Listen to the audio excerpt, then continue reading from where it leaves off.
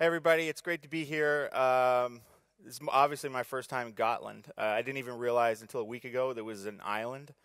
I thought, well, I'll fly to Sweden, get a hotel room, and then I'm sure it's just like a quick train ride or something. And then I looked, I'm like, oh shit, and I just got on the last ferry last night to get here. So thank God I'm here. So what I want to talk to you about is what we're doing at Adobe surrounding gaming, because in the past, we never really focused on gaming in particular. Like, obviously, Flash has been the dominant technology on the web for games. And then we also had Director, which is actually still being used quite a bit, believe it or not. But we never really focused on it. And now we have a real strong focus. In fact, we have a whole team dedicated, which I'm on, dedicated to gaming. And I wanted to let you guys know what we're doing on that front.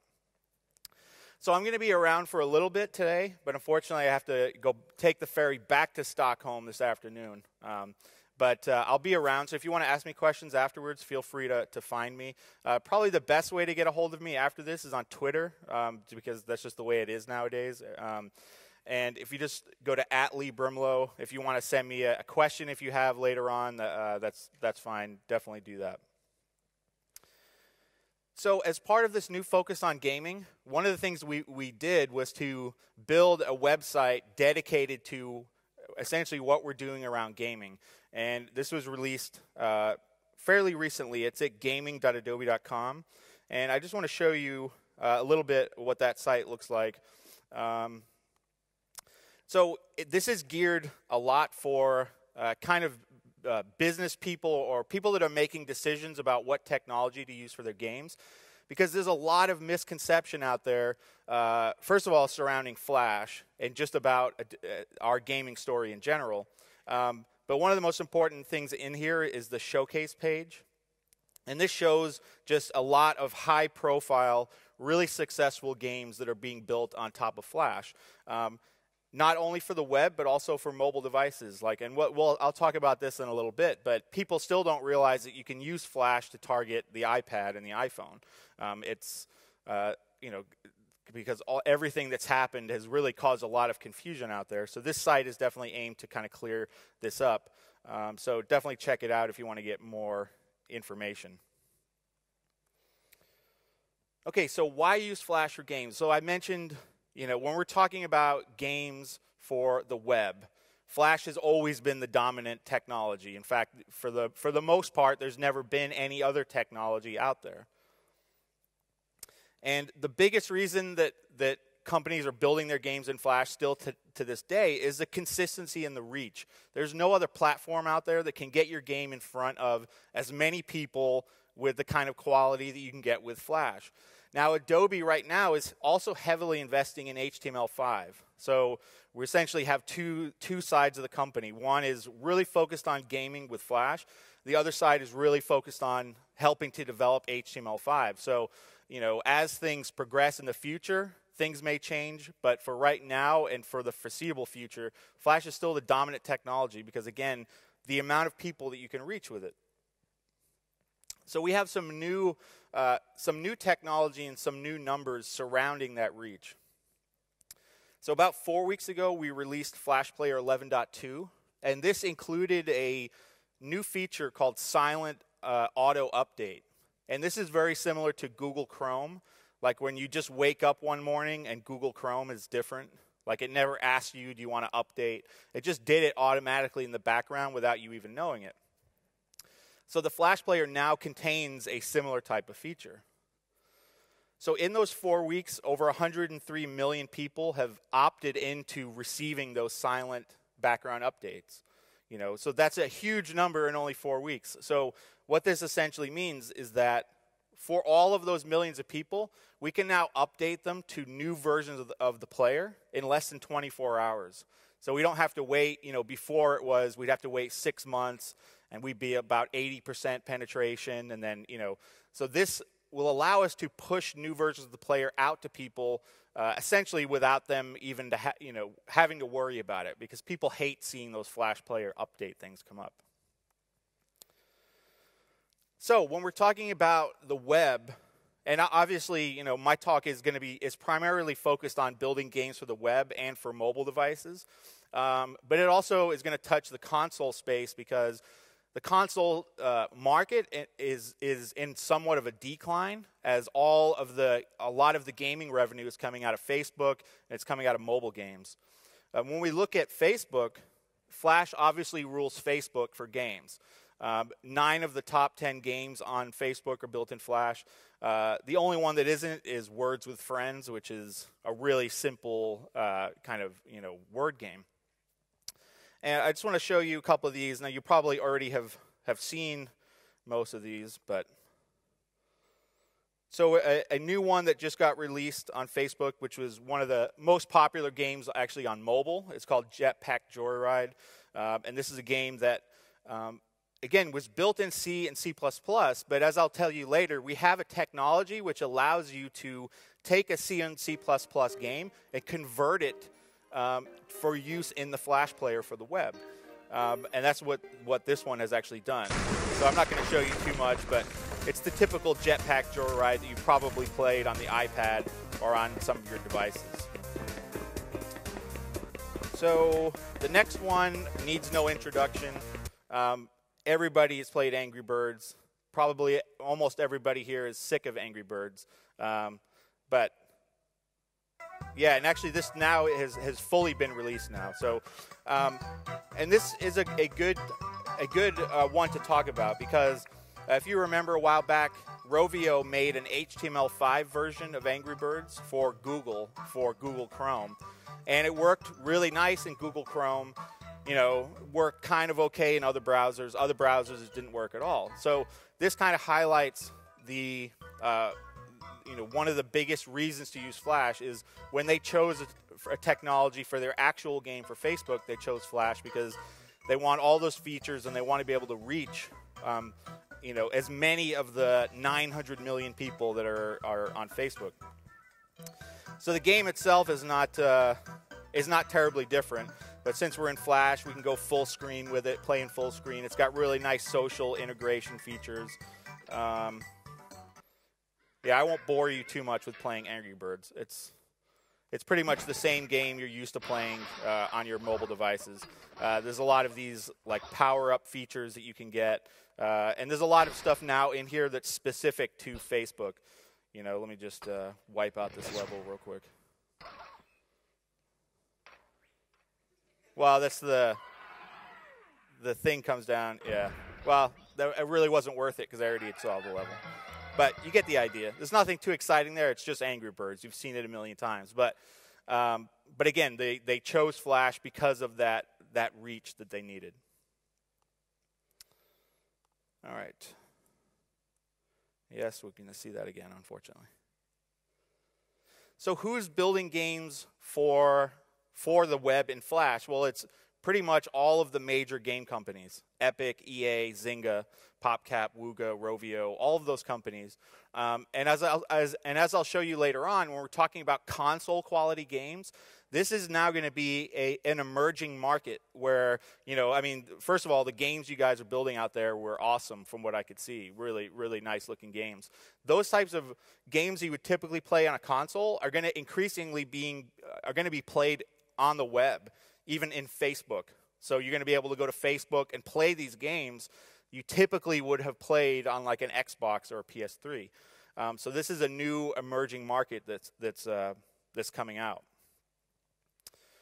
So one of the big misconceptions is surrounding Apple and Adobe and Flash. So for those, I'm sure most of you are aware of all the crap that went on, but essentially Apple doesn't want Flash in the mobile browser on iOS devices.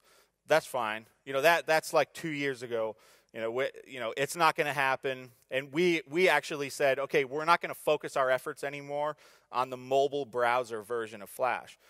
And there's numerous reasons for that, but obviously the fact that it doesn't run in iOS is a huge limiting factor. Who's going to make something for a mobile browser and say, yeah, let's just forget about all the iOS users? You can't do that because it's such it's such a major player.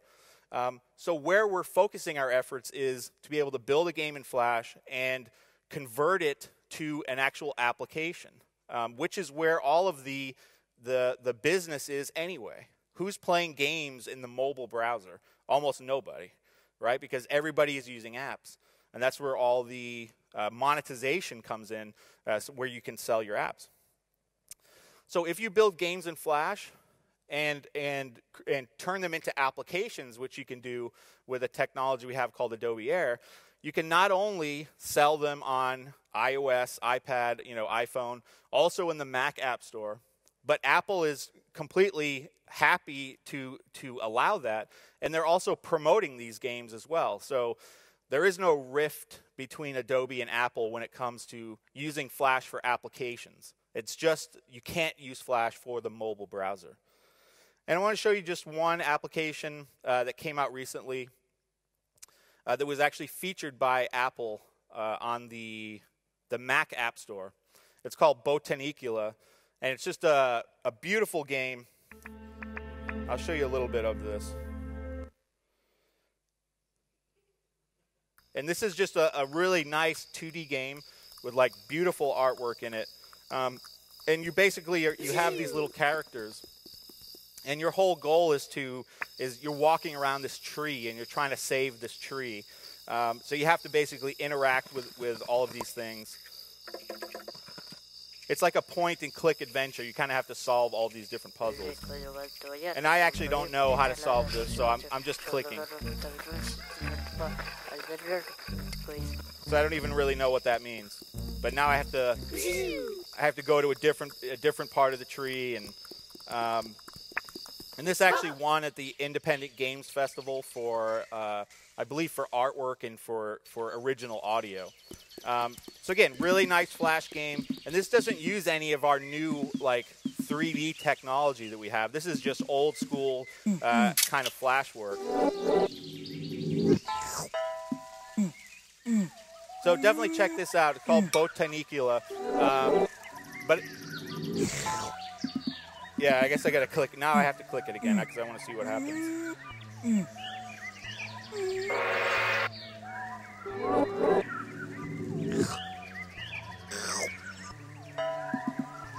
Yeah, so that's what this game is. You have to just click around. All these weird things happen. You have to kind of figure out what they're for. So definitely a cool game. But the reason I show it is because, again, Apple featured this on the front page of their App Store, and it was really successful. So let's look at what are some of the new features that we've put into Flash, specifically around gaming, because again, now over the last year, we've been specifically focused on game development now. So we're putting features into the player just for game developers specifically. So 2 features surround mouse control. So first is mouse lock for first-person shooter games, which I'll show you. I'm sure most of you know what that is, but I'll show you. And then right and middle click events. This allows you to control all areas of the mouse, because in the past you could only listen for the left mouse button or the scroll wheel, but now we give you full access to the mouse. So mouse lock is a very important feature for like first-person shooter games. And let me actually just show you a demo, which is easier to highlight.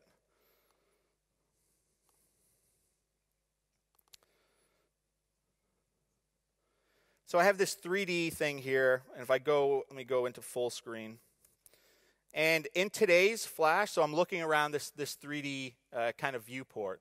When I move my mouse all the way to the right-hand side of the screen, you can see, and I'm moving my finger on the trackpad, it doesn't go anywhere. It's because the mouse is stuck. It's locked to the right-hand side of the screen. So this is a problem in a first-person shooter. So like if this guy's trying to shoot me, and I'm looking around with my mouse, and I can only go to here, and I can't go anymore. I'm dead, right? So you have to be able to have this. So now if I implement mouse lock, now I can move my finger, and move the mouse continuously. I could move it all the way across the stage, and the thing is still going to be, updating itself. So really, really important feature when you're building first-person 3D type games.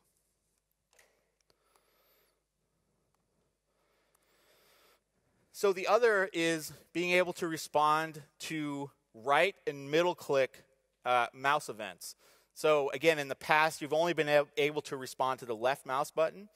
And everybody knows that when you're in Flash in the browser, if you right click, you get this menu, right, which sucks. Like if you're building a game, you don't want your right click menu to look like that. You don't want it to say Adobe Flash, blah, blah, blah, blah, blah. So now if you respond to that right mouse click button, you get rid of that menu forever. It's gone. And let me just show you a really simple example of this. So here I have this little Swift file. And first of all, I'm listening for the right click event. So now when I'm right clicking here, I don't get any menu at all. So as soon as I listen for that event, it's totally gone. But now if I right click here, I have my own custom right click context menu. So I can, interact with this. And the idea is that when you right click now, you can have your own custom game menu, or maybe you can shoot a different type of bullet with the right mouse button, a different one with the left mouse button. You can use the right mouse button for whatever you want now. So that's a big thing for Flash. Multi-threading. Most advanced technology development platforms have it. Obviously, you have your UI running on its own thread. And then if you need to do some really intense calculations, like in code, you want to put those on a different thread so that the UI is continuing to run nice and smooth. Flash never had that in it at all. So if you had to do some really intense action script, the UI would completely freeze up, or it would just be really sluggish. So we now have multi-threading coming to the player. And again, I'll show you an example of what that is going to look like. So in this example, you can see really simple. Oh, what did I do?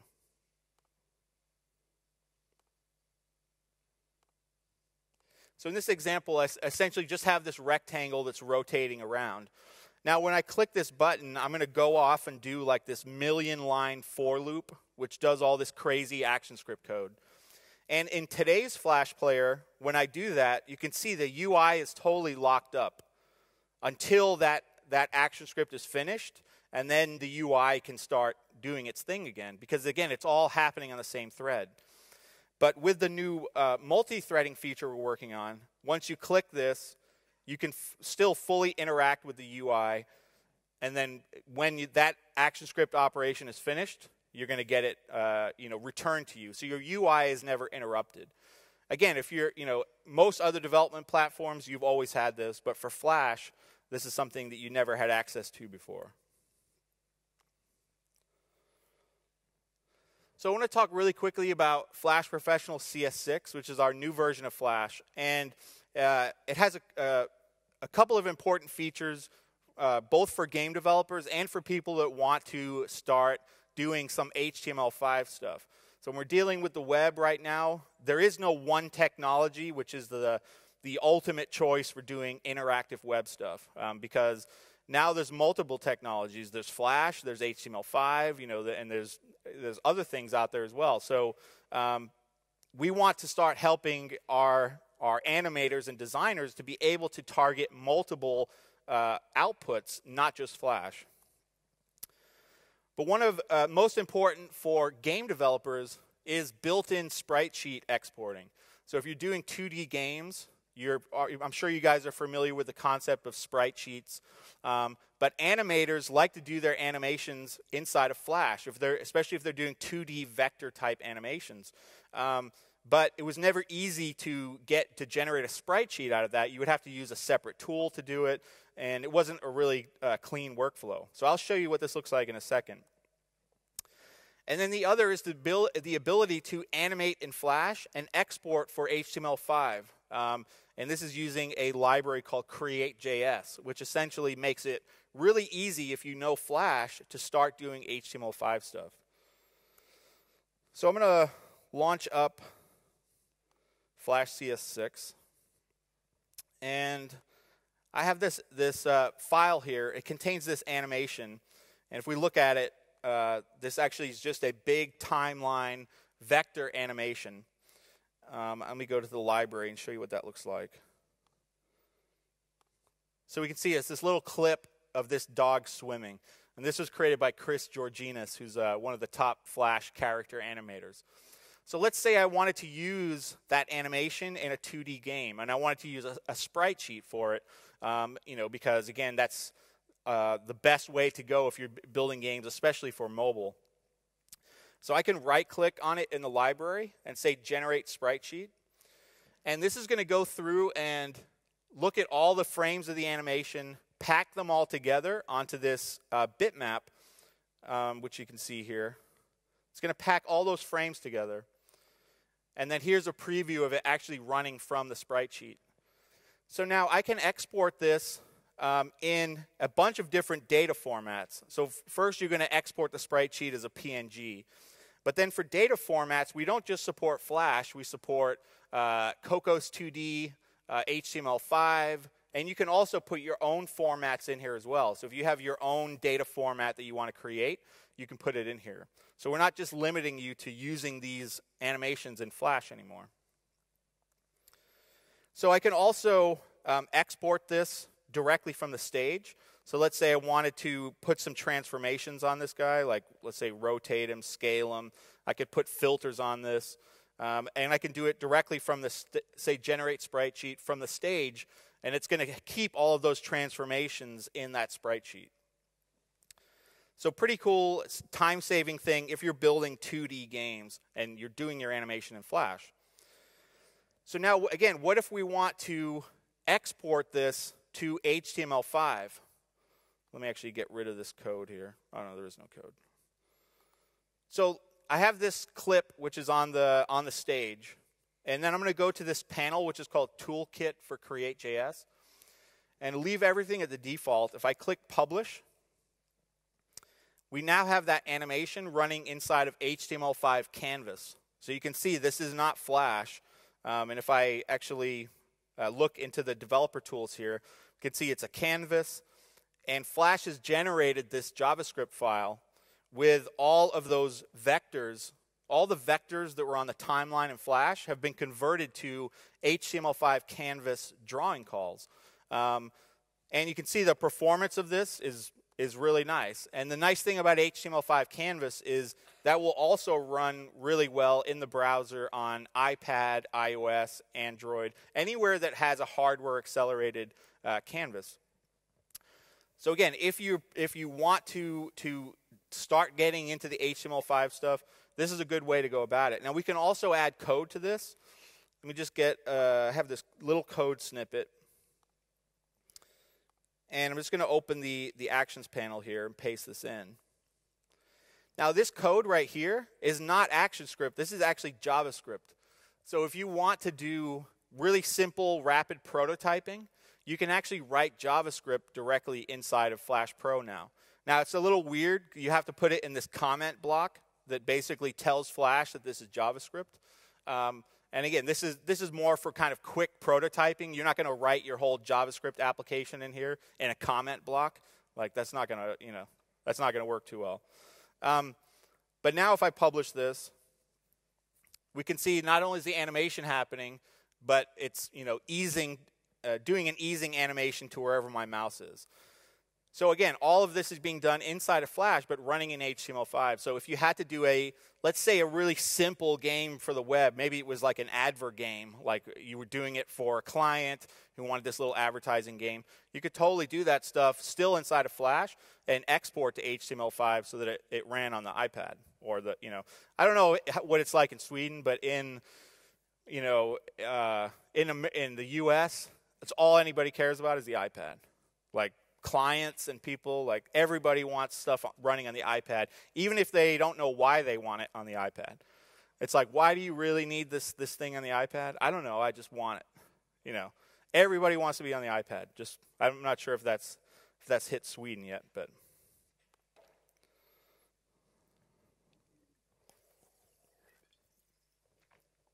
So our two latest runtimes, and for those, I'm sure there's people here that don't even know we have 2 runtimes.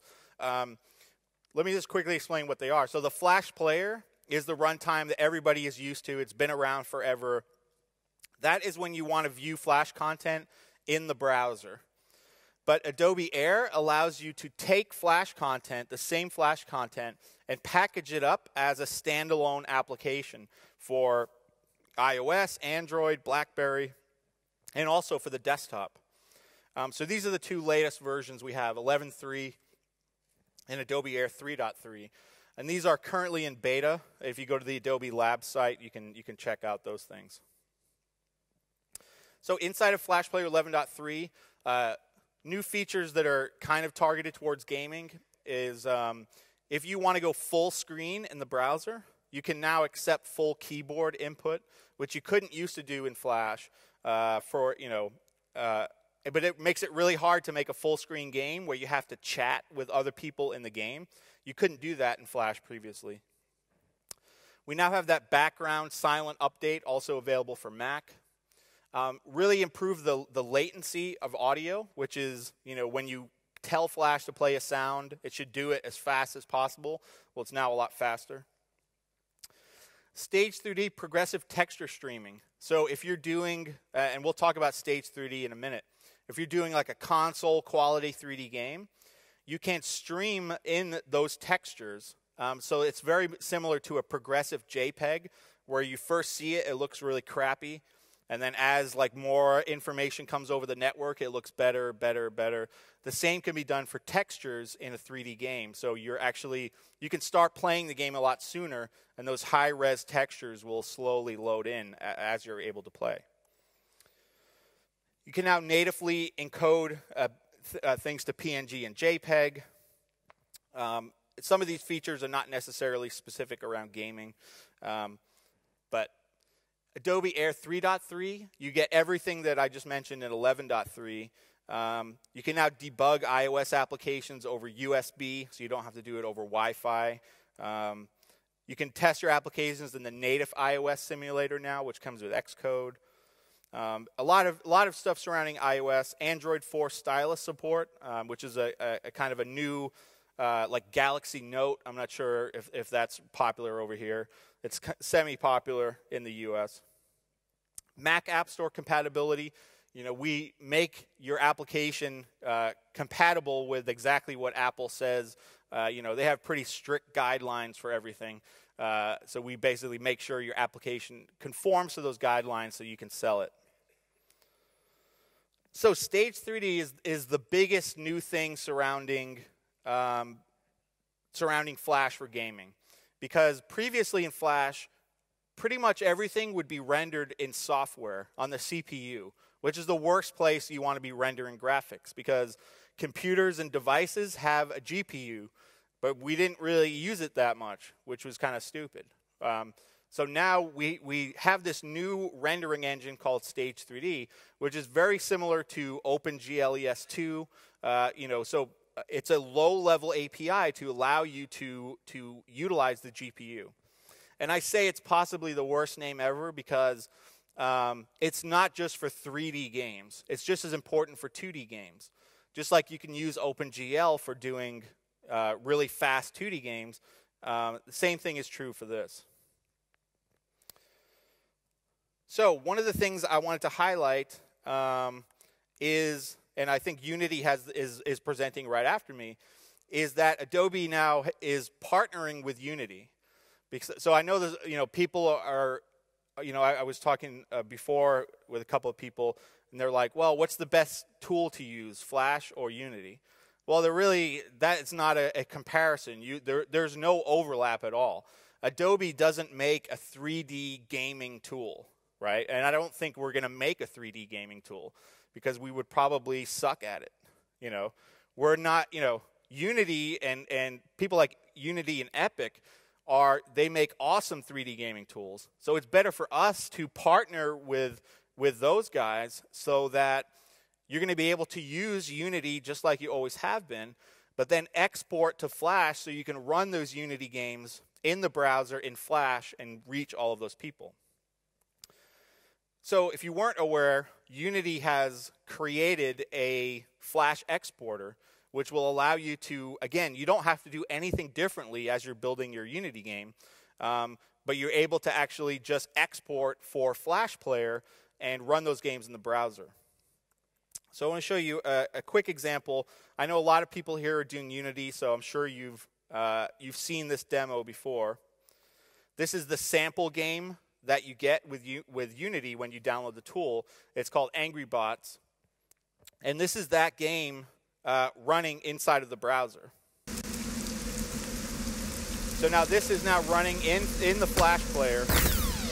So we can see, now they could get rid of this menu like I told you, but they have it here. So you can see the awesome quality that you get with this, and again, running inside of the browser in Flash. So you're going to be able to reach all of those hundreds of millions of people that have the Flash player. So I guess, you know, the goal is, oh come on, the bullets are hitting there. There we go. So the goal is that these types of games, you're gonna soon be able to play these types of games on Facebook. You're gonna go log into Facebook, all your friends are gonna be in here, and you can shoot them. You know, yep, sure.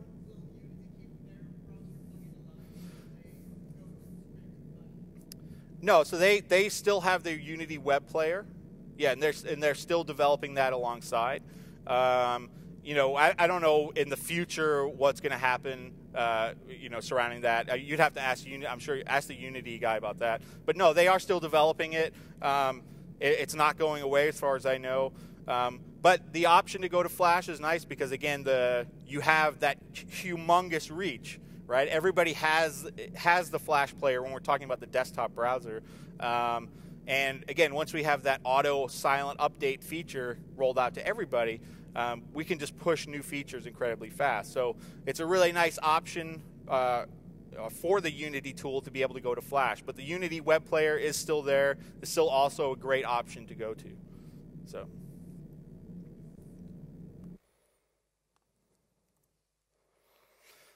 So another example, and this is one that you can go to right now in your browsers. Well, not right now, but like later on. And that is some work that Epic is doing. Now, unlike Unity, where you can actually use that Flash export feature today in Unity, I'm not quite sure if it's out of beta yet, but it's definitely available for you to use and to play with today. Epic is working on the same similar type of thing to incorporate into UDK. So if you want to build a game in UDK, you're eventually going to have the option, you know, to export that game to Flash to run inside of the browser. So I'm going to show you this really quick. But the main thing is I want to highlight that you can go to this right now yourself, which is at unrealengine.com/Flash. And we'll see how long this is going to take to load. The textures in this are pretty large. This is their Epic Citadel demo. And they've also ported the entire Unreal Tournament 3 to the Flash player. And it runs remarkably well. So this is not the Flash player that you're used to with, you know, you can just do things like cut the rope. Like, now you're going to be able to do these console quality games directly in the browser. So it looks like we're almost there. And this is just a demo, so their technology is not actually finished yet. There we go. So this is actual live 3D right now. This isn't a video that's playing. And we'll give it a second. So now I'm able to walk around this environment, and it's getting cut off a little bit because of the screen resolution.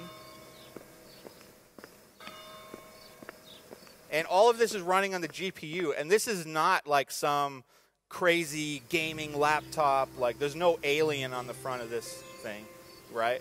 It's just a regular MacBook Pro, and you know it's not even getting super hot, like, you know what I mean? So, and this is again what these console game companies are thinking about is, look, Facebook is like, that's like a gold mine right now for games. So they want to bring these kind of console quality games to Facebook and monetize them that way. Again, because now you have that ability to do it in the Flash player and reach all those people. So definitely some exciting stuff going on in the 3D console quality type game space. And again, don't be thinking of it as like Flash versus Unity or Flash versus Epic. No, because we're not trying to build a game tool that spits out things like this. You're still going to use Unity and you're still going to use Epic. It's just that you'll have the option to export those games to the Flash player to run in the browser. Yep. Yeah, so the native client is good. My only problem with it is like it's limited to Chrome. Well, but here's the problem. And this is why the whole HTML5 versus Flash thing, it's great, but if you're going to wait around for all the browsers to agree with each other, we'll all be dead before that happens. Like, it's just not going to happen. Like, so I don't see Firefox ever implementing native client. Like, you know, Internet Explorer said they're not going to support WebGL. Like, it's not in their best interest to all agree with each other, right? Because they all want to do their own things. Native client is an awesome technology, but right now it's just you're not going to build something and require somebody to be using Chrome. Right? You could, but yeah. No, well, who knows? It's really hard to tell. I know that it's going to be a problem if the other browsers don't support it. And Google and Firefox tend to not be. They don't, I don't think they like each other very much. So like, so Google comes out with this stuff and asks Microsoft or Mozilla to accept it, and they're never usually that happy about doing that stuff. So, but this is why, like, all of this stuff, that's why it's important to stay on top of all this stuff, like read blogs, stay up to date on all this stuff, because it's changing so rapidly now. Like, all of these browsers are, like, putting in really cool features really fast. So this whole landscape, next year could be different than it is right now. So I'm only talking about it as it is right now today. So definitely check that out if you haven't seen it before.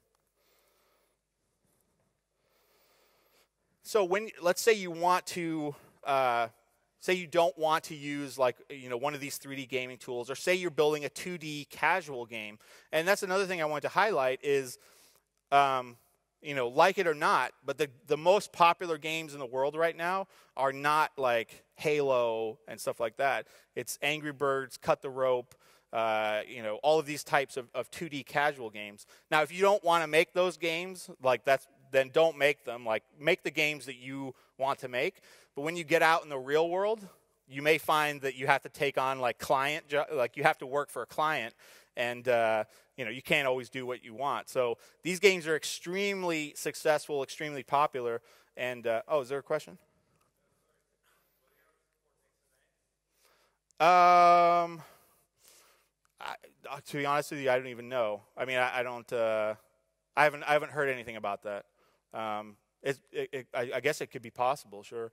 I mean, I think Adobe wants to support everything. It's whether they want to support Flash export. That's usually the way it goes. So if you want to program Stage 3D yourself, you have two options. You can program it at a low level, which is so Stage 3D is based on OpenGL. So if you know OpenGL programming or DirectX programming, you can just use the APIs at a low level yourself. For most Flash developers, myself included, I don't know how to program OpenGL, and I don't really want to know how to program OpenGL. When I see how many lines of code it takes to draw a triangle on the screen, I'm like, are you kidding me? Like, I don't want to do that stuff. Now, I know a lot of you guys might want to. That's great. But if you don't want to do low-level programming, you can use a higher-level framework, which makes it very easy for you to use it.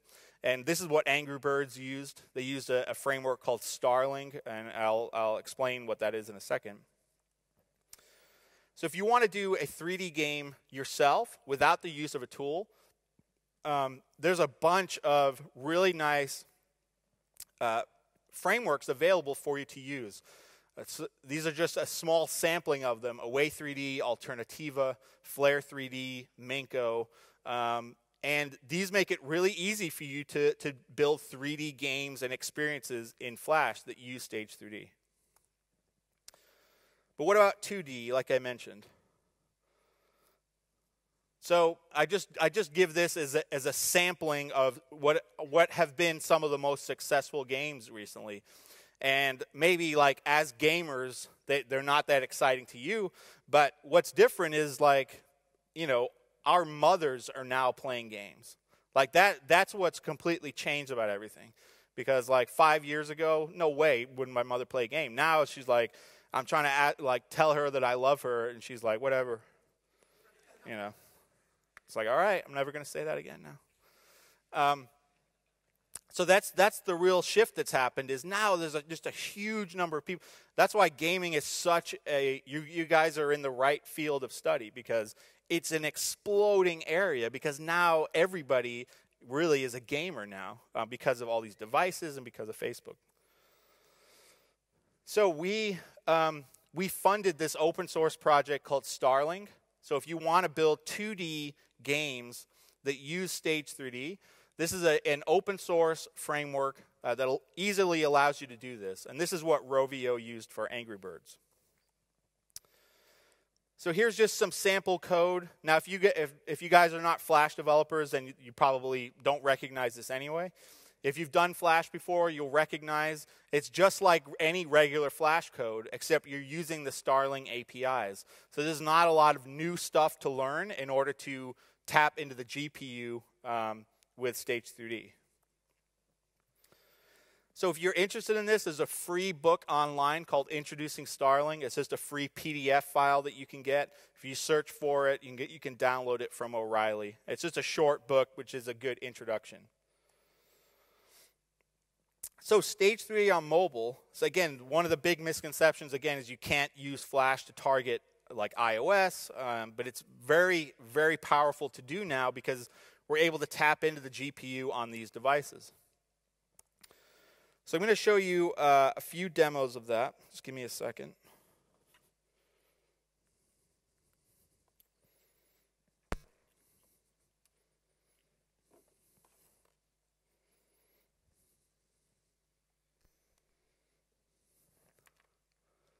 There we go.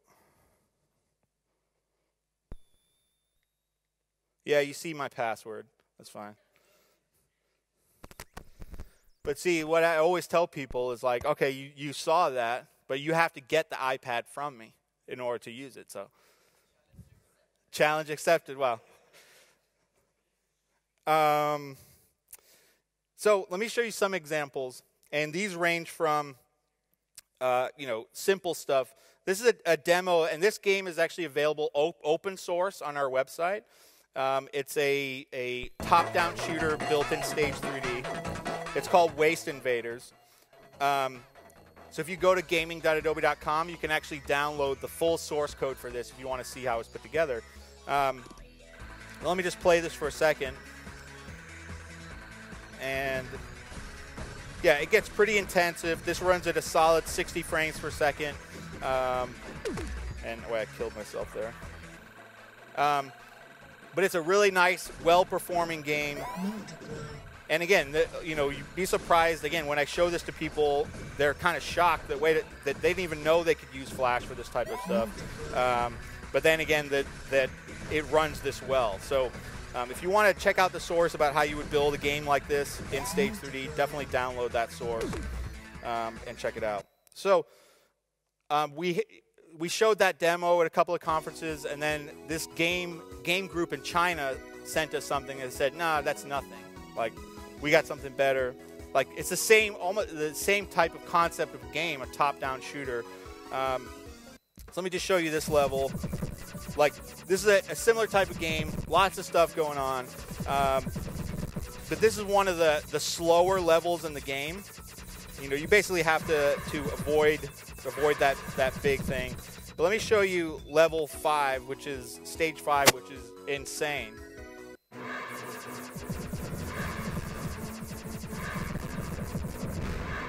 Yeah, because it's almost like what's the strategy?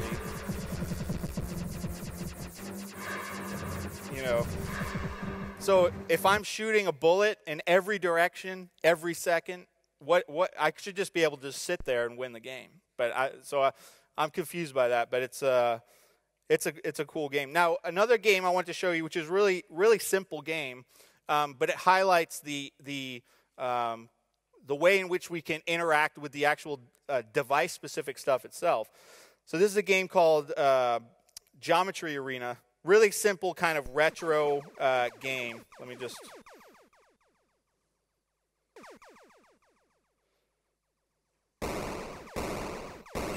So I'm gonna die here just so I can show you. So when we're dealing with the high score and we're dealing with leaderboards, we can actually integrate with the native iOS Game Center and OpenFaint and things like that. I don't have to make my own little like cheesy Flash leaderboard system, host it on my own website, and it has like 2 people in there or something. Like, no, I can actually use the native features of the device and incorporate things like leaderboards, which is nice. So I wanted to show you an example of something that's not game related at all, but uses this technology. So this is an application called Apex VJ. You can get this on the App Store right now. And this is a way to actually to browse SoundCloud, which is a really popular music sharing service. So again, all of this is Flash, and let me just, all of this UI is just regular Flash stuff. Now the Stage 3D is used for the visualizations. So essentially now I'm playing this music off of SoundCloud, and all of these visualizations that are reacting to the music are built in Stage 3D. And you can see this, the awesome performance you get, again, because all of this is running directly onto the GPU. And you can customize all of these things. Let me see if I can get to some of the, it's kind of all right. Here's like a voxel one, which is kind of cool. That one's kind of cool. But you can buy visualizations directly from within this application. So anyway, it's a pretty cool way to browse SoundCloud and kind of see visualizations happen. So I want to show you this one, which was the #1 game for the iPad for quite a while. Actually, it's called Machinarium, and that game that I showed you, Botanicula. This is built by the same company, Amanita Design. And this is not using any of the new Flash technology. This is kind of just the regular Flash you're used to. I'm sure probably a lot of people have seen this game. Incredible artwork and stuff. And this is a game where you have to basically find your way out of each level by solving these puzzles. So like I have to get this little thing. I have to get that, get my body down, so I get my head back, all of these types of things. So definitely check this out, but it's a really, really nice game for the iPad. Again, that was made huge amounts of money, and again, this is something that it's all driven by the artwork and the sounds and the audio and stuff. So that's really cool. So, like most of the games you see, most of the games people are building, they're all like violent, let's kill people, let's shoot, which are cool. I like those games too. But when it comes down to it, it's all about the kids. That's what we say at Adobe. It's the smile on the children's face when they play your game. So not all of this has to be used for shoot 'em up games.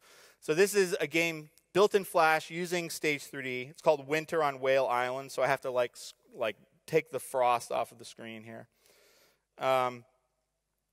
And this is a really nice example of a simple game that was built using this new technology. And this was built using Starling. So let me... So let it load here. So basically, like, you have your friend is this little pig, and you have to help him out. So I move the sun around. I have to pinch and zoom the sun to make it bigger. I have to combine the different clouds with my 2 fingers here, because the pig has never seen snow before. So I have to help him to be able to get it to snow. So I'll just keep combining clouds like this. I mean, this is what it's all about, right? No. You want there to be a gun in here, right? So you can shoot the pig. Yeah. Yeah, it should be like an Easter egg. Yeah. Well, that could be later on in the game. I haven't played all the way through. But if you take the sun away, then it becomes night, but then he gets cold. Like, and then you have to take your finger and rub him so that he gets warm again, you know. But again, you have to basically let him go ice skating or something like that. I don't know. But this is a game that, again, has been really successful, built using this Stage 3D technology, but it's not some, like, shoot 'em up, type game. Yeah, and I have mail here. I could play this all day long, but, yeah, I think I'm about out of time. So anybody have any questions about any of the stuff that I showed? I will be around for a little bit. Yep. You mentioned earlier that you removed the flash player from the mobile browser, Mm-hmm. but you have the air to target apps instead. Does it need some form of runtime or air? Yeah, that's a great question. So, not anymore. So iOS for Apple, they don't allow any runtimes on there at all. So what we do is essentially you build your game in Flash, then we cross-compile it to a native iOS application. So once you put it up on the iOS App Store, it's just a regular iOS application like everything else. On Android, you actually have the option of both. You can either build your application that depends on the Air runtime, or you can just bundle it together with your application. And in fact, that's what everybody's doing, because it is, well, it depends on your definition of huge. That is something that we're in the next version gonna work on. So because right now we include everything, even if you don't use it. But now you're going to be able to say, look, I only want to include this, which will make the file size a lot smaller. So, but that file size, like particularly like on Android, is kind of a problem. But in reality, like when it comes for people like buying apps or downloading apps, it's actually less of a problem than you would think. Because like for the iPad, for example, I routinely will get stuff that's like 500 megs. You know, I mean, so yeah. Well, yeah, so there are problems, particularly on Androids running that stuff, so that is something that we're fixing for sure. But the goal is that you don't have to rely on a runtime moving forward, because nobody wants that. You don't want to download a game and then the first thing that it says to you is like, oh, you have to go get this runtime. You know, people don't want that. So, any other questions? Yep, sure.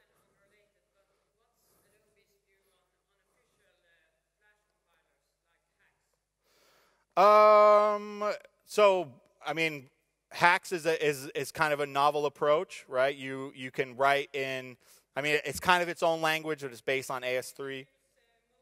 You can use multiple languages, and you can target the Flash player. That's fine if people want to use that. You don't obviously you don't get all of the features that you get with Flash when you do that, but it's a great technology, and I've seen a lot of great stuff being built with it. One of the nice things about that is you can write something once, and you can cross compile to HTML, you can cross compile to Flash, and also to mobile. So no, it is a really good technology. In fact, Nicholas is one of our good friends, myself and numerous people at Adobe. So yeah, I think it's a great technology. I would like to see us do some things like Hacks does, to be honest, But any other questions out there? No? All right, well, I really appreciate you guys letting me come here. I mean, it looks like this is an awesome place to go to school. Yeah, I mean, seriously, like you guys are pretty lucky. It looks like a pretty nice place. I want to thank you guys. So enjoy the rest of the conference.